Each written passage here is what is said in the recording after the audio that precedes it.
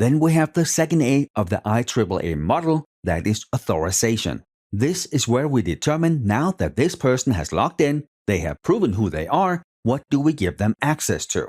And depending on the type of organization we're in, we can choose different types of access control models. The most common types and the ones that you may see on the exam is DAC, discretionary access control, MAC, mandatory access control, RBAC, role-based access control, and then finally ABAC, attribute-based access control.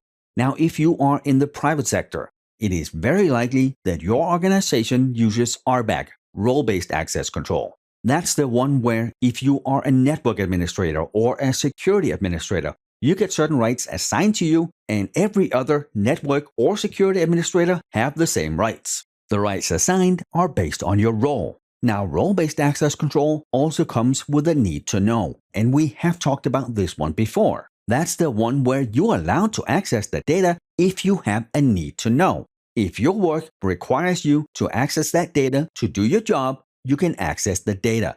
If it does not, you're not allowed to.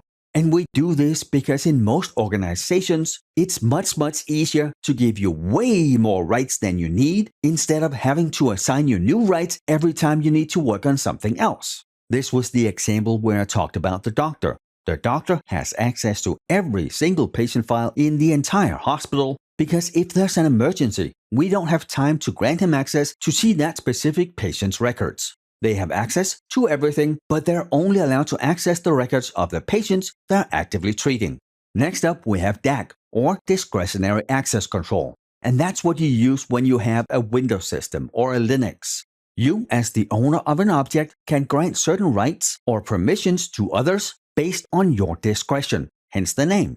If I have a folder on my computer that I want to share with my team, well then I can share that with the team and I can give them certain rights. Maybe my manager needs access rights to manage the entire folder, they need to be able to delete objects, add objects, and the rest of the team only need to be able to read the files. Well then, I set those permissions up so the security administrators have read rights, whereas my manager has read, write, and delete. Next up, we have MAC, or Mandatory Access Control, and that's very heavily used in the intelligence services and in the military. And we use this in places where the confidentiality leg of the CIA triad is most important. And with MAC, we use least privilege. That's the one where we give people as little as possible access to do their day-to-day jobs, and if they need to do anything outside of that, we need to grant them more rights. Which makes sense, right? This is a highly secure environment. We give them exactly enough access, no more, no less. Then we have RBAC, or Role-Based Access Control. We talked about this one already. Network administrators get network administrator rights. Security administrators get security administrator rights. By far, the type of access control that is most commonly used, and it makes the administration of thousands of users and tens of thousands of permissions much easier to manage.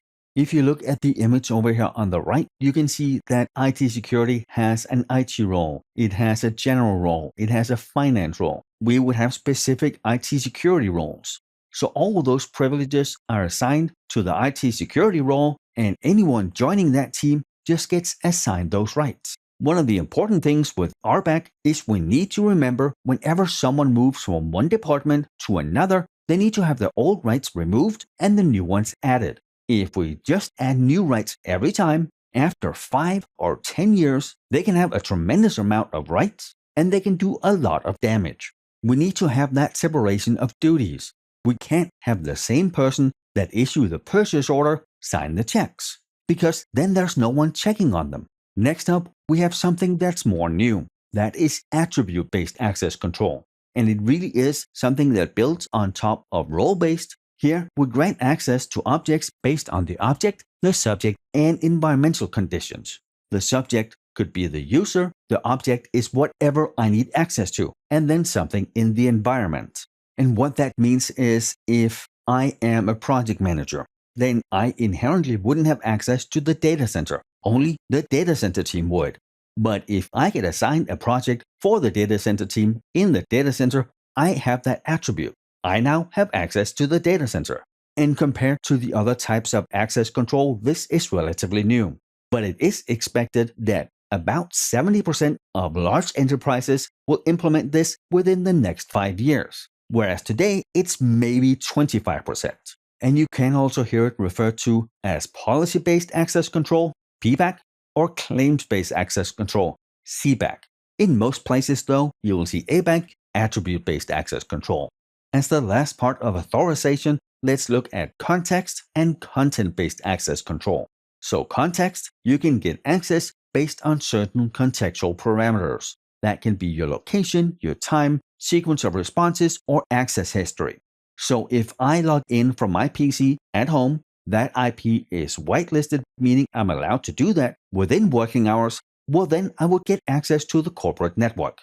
But if I log in at 3 in the morning, which is outside of my working hours, from an IP in an entirely different country, I would not get access. My access is granted based on a context. And then we have content-based access control. Here, as the name indicates, access is based on the content of an object. And what that really means is, depending on who you are and your rights, you will be shown certain content. If a doctor logs into a system, he will be shown one set of data. If a physical therapist logs in, they see something else. If it's a pharmacist that logs in, they will see something else. So it really just is hiding views, hiding data, showing data, depending on the attributes and the content of the object. And then finally, we have accountability. That may also at times be referred to as auditing. This is where we trace the actions of a subject, that could be you, to your identity. If I log in from my workstation using my IP during work hours on a day where I worked, it's going to be hard for me to refute that I changed that data.